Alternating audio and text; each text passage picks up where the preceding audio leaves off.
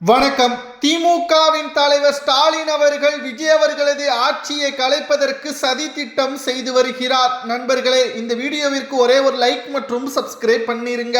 எப்படியாவது விஜய் அவர்களது ஆட்சியை கலைத்துவிட வேண்டும் என்பதற்காக கடந்த சில வாரங்களாக தமிழ்நாட்டில் பல போராட்டங்கள், பிரச்சனைகள், மின் தடை செய்யக்கூடிய சூழல்கள் உருவாக்கி திமுக இதன் மூலம் எதிர்க்கட்சியாக இருந்து கொண்டு போராட்டங்களை நடத்தி பல்வேறு இடங்களில் போலீஸ்களை குவித்து தமிழ்நாட்டில் பரபரப்பான ஒரு சூழலை உருவாக்க வேண்டும் என்பதற்காக திமுக சதி திட்டம் செய்து வருகிறது. விஜய் அவர்கள் முதல்வராக பதவியேற்று இன்னும் 30 நாட்கள் கூட ஆகவில்லை.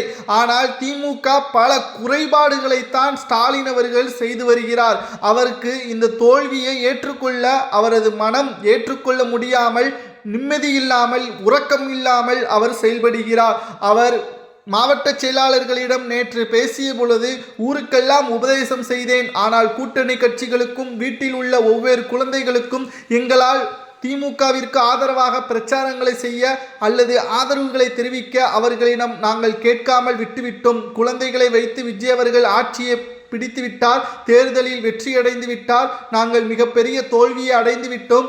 ஆனால் எப்படியும் இந்த 5 ஆண்டு திமுக ஒட்டுமொத்தமாக எதிர்க்கட்சியாக இருக்காது, விஜய் அவர்களது ஆட்சி கவிழும், அதற்கான நேரம் வந்துவிடும் என்பதை விஜய் அவர்கள் தற்பொழுது முதல்வராக இருப்பது தமிழ்நாட்டிற்கு நல்லதல்ல என்பதற்கேற்ப ஸ்டாலின் அவர்களது செயல்பாடுகளும் தற்பொழுது நம்மால் பார்க்க முடிகிறது. மின்தட்டு, கிட்டத்தட்ட மின்சாரங்கள் பல இடங்களில் கிட்டத்தட்ட அரசுக்கு எதிராகவே சில ஊழியர்கள் திமுகவிடம் இருந்து பணங்களை பெற்றுக்கொண்டு மின் தடைகளையும் செய்து வருகிறார்கள். போராட்டங்கள், அது மட்டுமல்ல, கடந்த ஆட்சியில் திமுகவில் பல ஊழல்களும் குற்றச்சாட்டுகளும், பெண்களுக்கு பாதுகாப்பு இல்லாத ஒரு சூழலும் உருவானது. ஆனால் அப்பொழுது இரும்பு கரம் கொண்டு தடுப்பேன் என்று கூறிய ஸ்டாலின் அவர்கள் கொடைக்கானலூருக்கு சென்றுதான் சுற்றுப்பயணம் மேற்கொண்டாரை தவிர எந்த ஒரு பாதிக்கப்பட்ட குடும்பங்களுக்கும் நேரடியாக செல்லவில்லை. ஆனால் வெறும் 30 நாட்கள் ஆகியுள்ள இந்த விஜய் அவர்களது ஆட்சி முழுமை பெறாத நேரத்திலும் கூட அனைத்து தவறுகளையும் விஜய் அவர்கள் மீது போடுவது நிச்சயம் ஏற்றுக்கொள்ள முடியாதது. நீங்கள் 2500 ரூபாயை கொடுப்பீர்கள் என்று வாக்குறுதி கொடுத்தீர்கள், என்ன ஆச்சு? 6 சிலிண்டர் என்ன ஆச்சு என்று இந்த 30 நாட்களுக்குள்ளேயே எல்லாத்தையும் கொடுத்துவிட முடியுமா? நீங்களே 1000 ரூபாய் என்பது 1.5 ஆண்டுகளுக்கு பிறகுதான் அனைத்து வங்கி கணக்குகளிலும் செலுத்தினீர்கள். திமுகவின் ஆட்சியில் உங்களுக்கு மட்டும் ஒரே மாதத்தில் அனைத்து வாக்குறுதிகளையும் எப்படி வர வேண்டும்? உங்களது கஜானா ஆட்சியின் பொழுதுதான் அனைத்தையும் தீர்த்துவிட்டு தற்பொழுது மக்களிடம் திசை திருப்பி போராட்டங்களை நடத்த திமுக சதித்திட்ட வேலைகளில் ஈடுபட்டு வருகிறது. மேலும் செந்தில் பாலாஜியையும் திமுகவின் மாஜி அமைச்சர்கள் பலர் பெயரில் இருக்கக்கூடிய அமலாக்கத்துறை அதிகாரிகளது வழக்கு விசாரணை மக்கள் பார்த்துவிடக்கூடாது, அவர்களது கைது நடவடிக்கை தமிழகம் முழுவதும் பேசிவிடக்கூடாது என்பதற்காகத்தான் திமுக திசை திருப்பி மக்களுக்கு பிரச்சனைகளை ஏற்படுத்தக்கூடிய வகையில் போராட்டங்களை நடத்தினால் திமுகவின் மாஜி அமைச்சர்களது கைது எந்த ஒரு ஊடகங்களிலும் வராது, திமுக நல்லவர்களாகவே காட்டப்படுவார்கள் என்பதுதான் தற்பொழுது ஸ்டாலின் அவர்களது திட்டம். ஆனால் விஜய் அவர்கள் ஒரே வார்த்தையில் கூறிவிட்டார், இந்த போராட்டமோ பிரச்சனையோ மின்தடையோ இன்னும் 60 நாட்கள் தான், இந்த 60 நாட்களில் அனைத்தையும் நான் சரி செய்து விடுவேன். திமுக செய்யக்கூடிய சதித்திட்ட வேலைகள் அனைத்தும் இந்த 60 நாட்களிலேயே அனைத்தும் நாங்கள் தவிடுபடியாக்குவோம். ஏனென்றால் தற்பொழுது நாங்கள் புதிதாக IAS அதிகாரிகள், IPS அதிகாரிகளை பணி மாற்றம் செய்து அவர்களுக்கான நேரத்தை நாங்கள் ஒதுக்கியுள்ளோம். தற்பொழுது நடைபெற்ற அசம்பாவிதங்கள், கிட்டத்தட்ட கோவை மாவட்டத்தில் சிறுமிக்கு ஏற்பட்ட அந்த துயரம், வேற கல்லூரி மாணவிக்கு அங்கே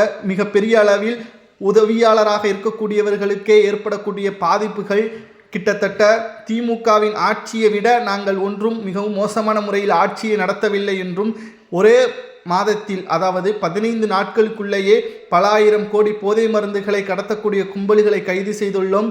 8500 ஒட்டுமொத்தமான கூலிப்படைகளுக்கு தலைவனாக இருக்கக்கூடியவர்களை கைது செய்துள்ளோம். பல இடங்களில் பாதுகாப்புகளை அதிகரித்துள்ளோம். அதையும் மீறி அசம்பாவிதங்கள் நடைபெறுகிறது என்றால் திமுகவின் தூண்டுதலின் பெயரில் தான் அங்கு அசம்பாவிதங்கள் நடைபெறுகிறது.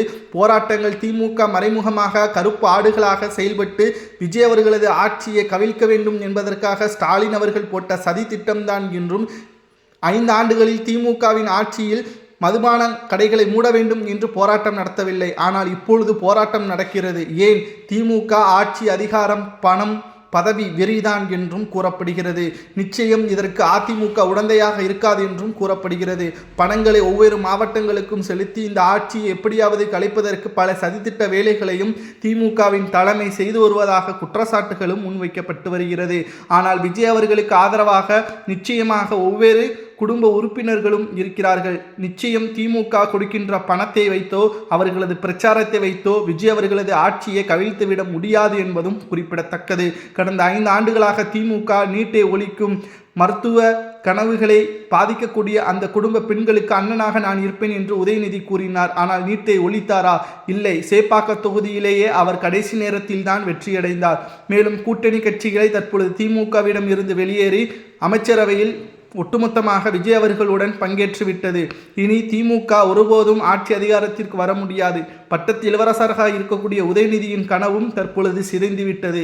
மேலும் திராவிட முன்னேற்ற கழகத்தில் உதயநிதி தான் அடுத்த தலைவர் முதல்வர் என்று கூறப்பட்ட நிலையில் அவருக்கான வாய்ப்புகளும் பறிக்கப்பட்டு விட்டது. கடந்த திமுகவின் ஆட்சியில் தமிழகம் முழுவதும் மட்டுமல்ல, இந்தியாவை திரும்பி பார்க்கும் வகையில் அண்ணா பல்கலைக்கழக மாணவி விவகாரத்தில் மாஜி அமைச்சர்களுக்கு தொடர்பு இருக்கிறது என்று அண்ணாமலை அவர்கள் பல முறை கூறினார். ஆனால் அதற்கான நடவடிக்கைகளை எடுத்ததா திமுக? இல்லை. மாஜி அமைச்சர்கள் இதற்கு உடந்தையாக இருந்தார்கள் என்று வாக்குமூலம் கொடுப்பதற்கு தயாராக இருந்தார்கள். ஞானசேகரன் குற்றவாளி. ஆனால் அவரது உயிருக்கு ஆபத்தாக 3 முறை இருந்ததாகவும் அவர் குடும்பத்தினர்கள் கண்ணீர் விட்டு கதறியும் அழுதுள்ளனர். தற்பொழுது ஆயுள் தண்டனையில் சிறையில் இருக்கிறார் ஞானசேகரன். இதைவிட தாவேகாவின் ஆட்சியில் ஒன்றும் பெரிதல்ல. ஏனென்றால் கடந்த ஆட்சியை ஒப்பிட்டு பார்க்கும் பொழுது விஜய் அவர்கள் முதல்வராக புதிதாக பொறுப்பேற்றுள்ளார். அவர்களுக்கான கால அவகாசத்தை நாம் கொடுக்க வேண்டும் என்று அண்ணாமலையை கூறியிருக்கிறார் என்பதும் குறிப்பிடத்தக்கது. ஆனால் நீங்கள் பாதுகாப்பை பற்றி பேசுவதற்கு தகுதி இல்லாதவர் என்று திமுகவை பற்றியும் அண்ணாமலை அவர்கள் குற்றம் சாட்டியுள்ளதும் குறிப்பிடத்தக்கது.